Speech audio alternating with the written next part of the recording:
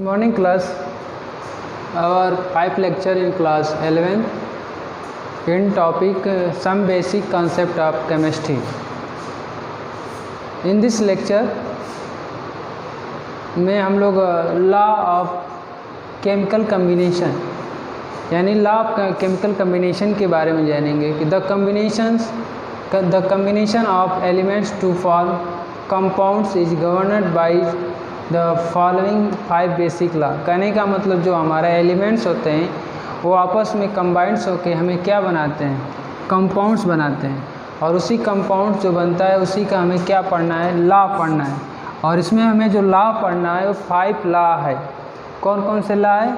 Law of conservation of mass इसको बोलते हैं, law of conservation of mass, ये law of definite proportionals, law of multiple proportionals और Avogadro law, and जो 5 है Gay-Lussac law of gaseous volume. तो हमें 5 लॉ पढ़ना है इस लॉ ऑफ केमिकल कम्बिनेशन में, यानी जो कोई भी अगर हमारा केमिकल कम्बिनेशन होता है तो उसमें जो एलिमेंट्स आपस में कंबाइन करते हैं और कंबाइन करने के बाद जो हमारा प्रोडक्ट का फॉर्मेशन करता है, उस प्रोडक्ट जो बनता है उस प्रोडक्ट में जो कंपाउंड का फॉर्म होता है उसी कंपाउंड को में हमें कुछ लॉ पढ़ना है, जिसमें लॉ 5 लॉ है। कौन कौन से law? Law of conservation of mass, law of definite proportionals, law of multiple proportionals और एवोगाड्रो लॉ, और जो 5th लॉ है Gay-Lussac law of gaseous value. हमें क्या है, 5 तरह के लॉ पढ़ना है। तो हम 1 बाय 1 स्टडी करते हैं। फर्स्ट में हम लोग पढ़ते हैं लॉ ऑफ कंजर्वेशन मास।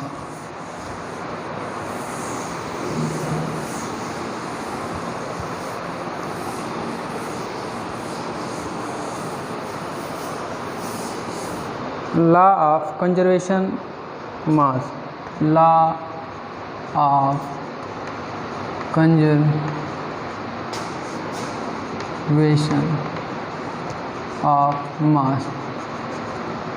इस लॉ ऑफ कंजर्वेशन मास में देखिए क्या होता है कि it states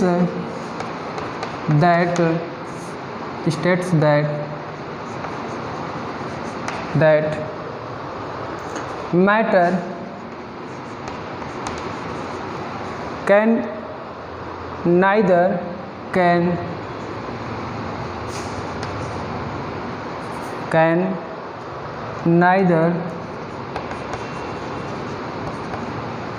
neither be created nor destroyed।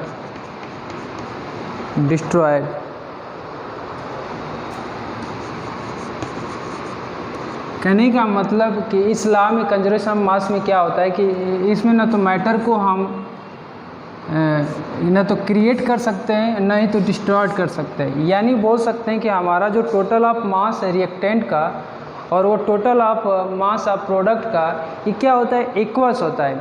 कहने का मतलब जो अगर रिएक्टेंट है कोई हमारा प्रोडक्ट में कन्वर्ट हो रहा है तो इसका जो टोटल ऑफ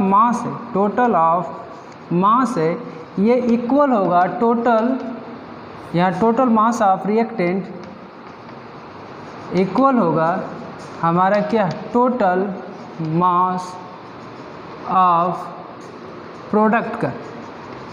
ये कहलाता है हमारा लॉ ऑफ कंजर्वेशन ऑफ मास। यानी जैसे हम लोग एनर्जी को पढ़ते हैं कि एनर्जी को ना तो क्रिएट कर सकते हैं ना ही डिस्ट्रॉयड कर सकते हैं, बट उसको एक फॉर्म से दूसरे फॉर्म में कन्वर्ट कर सकते हैं, उसी तरह का हमारा लॉ ऑफ कंजर्वेशन ऑफ मास होता है। लॉ ऑफ कंजर्वेशन मास में क्या होता है कि it state that matter can neither be create not destroyed. यानी कह सकते हैं कि इसमें जो रिएक्टेंट है अगर प्रोडक्ट में कन्वर्ट हो रहा है तो उसका जो टोटल ऑफ मास जो रिएक्टेंट है वह इक्वल्स होना चाहिए टोटल मास ऑफ प्रोडक्ट का। ये कहलाता है लॉ ऑफ कंजर्वेशन ऑफ मास। आप इसको एग्जाम्पल से समझ सकते हैं। एग्जाम्पल देखिए, एग्जाम्पल से इसको समझते हैं। जैसे आप क्या ले लीजिए, सिल्वर नाइट्रेट ले लीजिए, सिल्वर नाइट्रेट। अगर इसको हम सोडियम क्लोराइड के साथ रिएक्शन कराते हैं तो ये क्या बनता है, ये प्लस होता है, ये माइनस है, ये प्लस है, ये माइनस है। तो ये प्लस वाला क्या करेगा, इसके साथ जाएगा और माइनस वाला इसके साथ, तो हमें बन गया AgCl और प्लस क्या NaNO3। तो इसका जो मास होता है, इस AgNO3 का जो मास होता है वह 1.7 ग्राम होता है। जैसे मान लीजिए कि इसका मास जो है 1.7 ग्राम है, और इस NaCl का जो है 0.585 ग्राम है, और AgCl का जो मास है वह 1.455 ग्राम, एंड इसका जो मास है NaNO3 का वो 0.85 ग्राम है।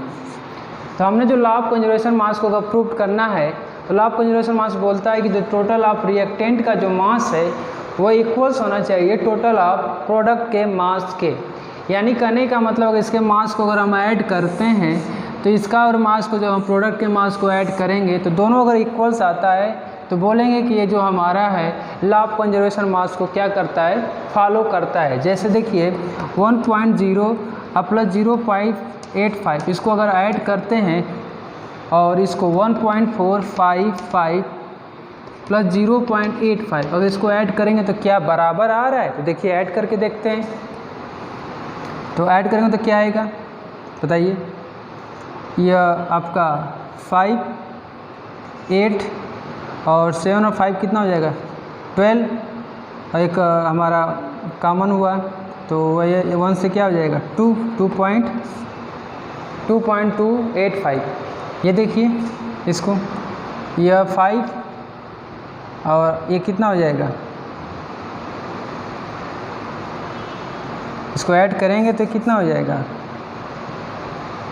अगर 1.455.85 है, अगर इसको ऐड करना तो 5, ये 0, ये 13 हो जाएगा और ये क्या हो जाएगा 12, यानी ये कितना रहा है 23.05। कहने का मतलब ये हमारे लॉ ऑफ कंजर्वेशन मास को क्या कर रहा है, फॉलो नहीं कर रहा है।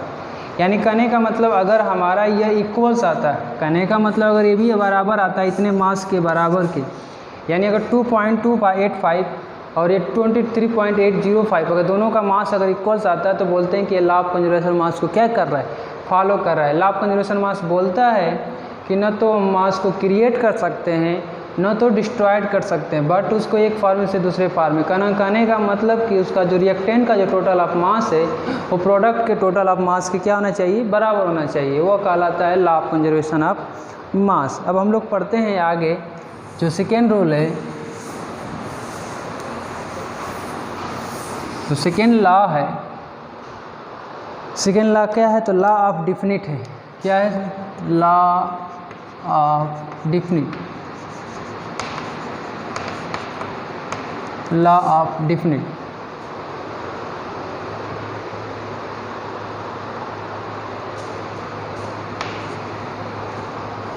तो ये क्या होता है कि एक chemical compound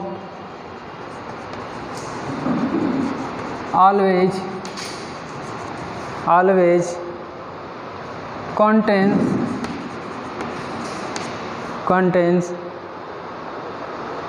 the same element combined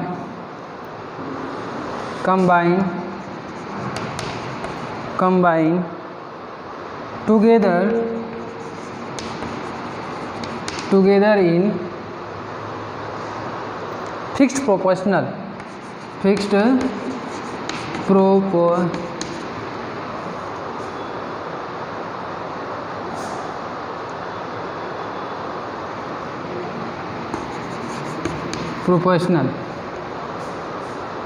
by mass,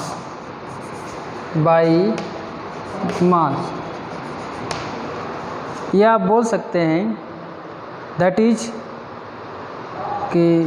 बोल सकते हैं that is compound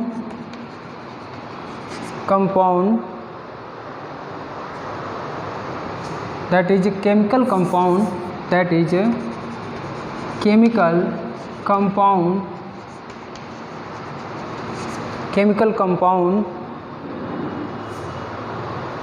has a fixed composition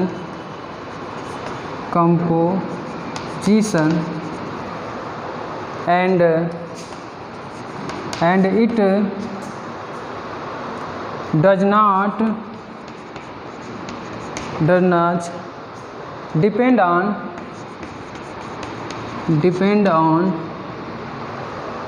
on the method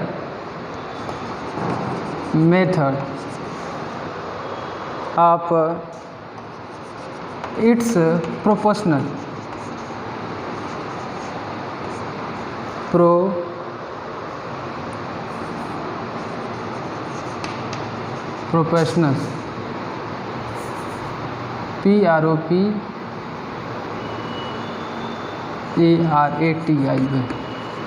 प्रोपोर्शनल्स।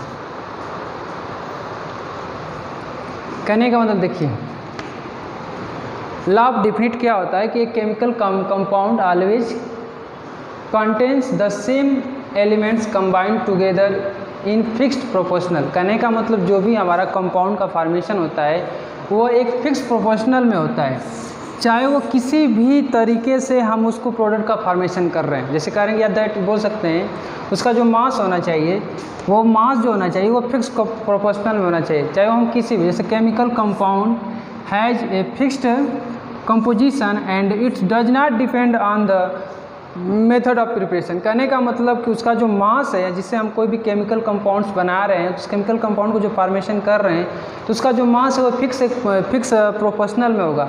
वो डिपेंड नहीं करेगा कि आप किस प्रोसेस से उसका प्रिपरेशन कर रहे हैं, वो डिपेंड नहीं करेगा, लेकिन उसका जो मास होगा वो क्या होगा, एक फिक्स रेशियो में होता है, एक फिक्स प्रोपोर्शनल में होगा। तो लॉ ऑफ डिफिनिट क्या बोलता है कि chemical compound always contains the same element combined together in fixed proportional by mass, that is chemical compound has a fixed composition and it does not depend on the method of its proportional।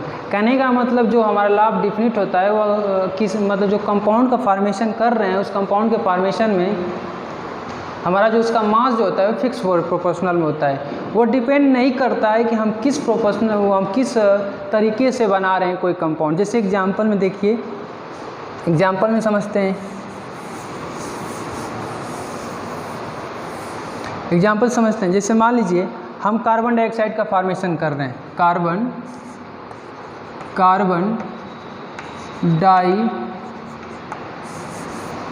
Dioxide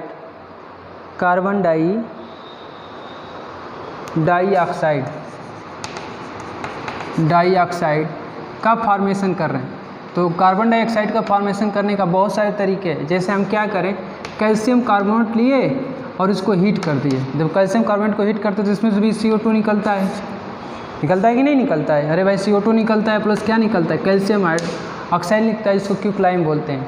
और दूसरा तरीका क्या है कि अगर हम sodium bicarbonate लिए, sodium bicarbonate, इसको भी अगर हीट कर देते हैं तो इसमें से भी हमारा क्या निकलता है, CO2 निकलता है कि नहीं निकलता है।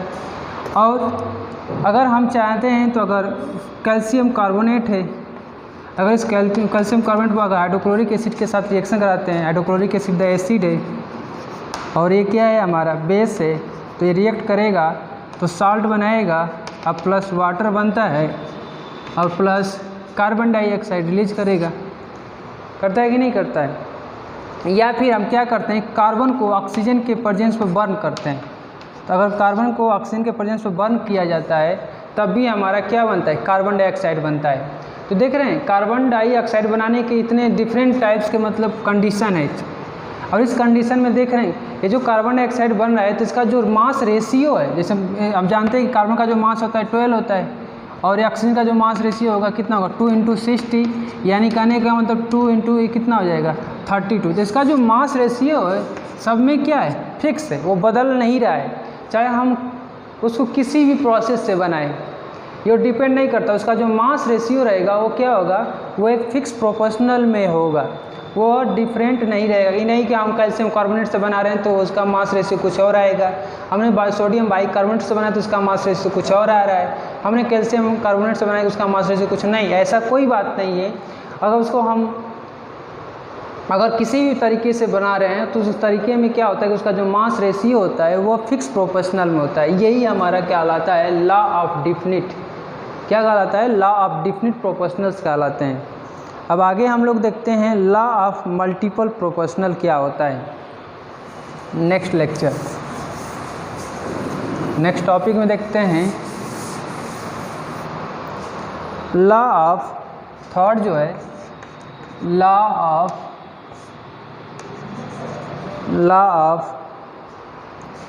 Multiple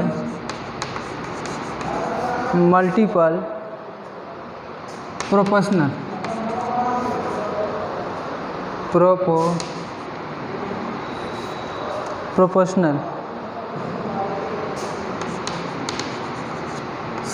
proportional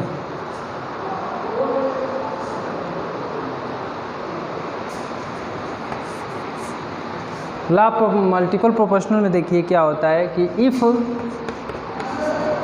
two elements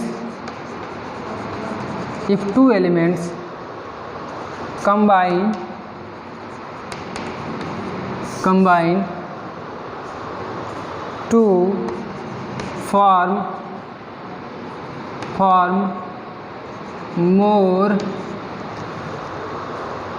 more than one compound,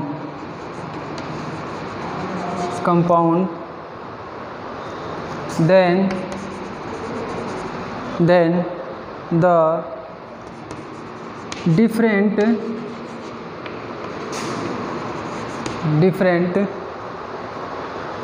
masses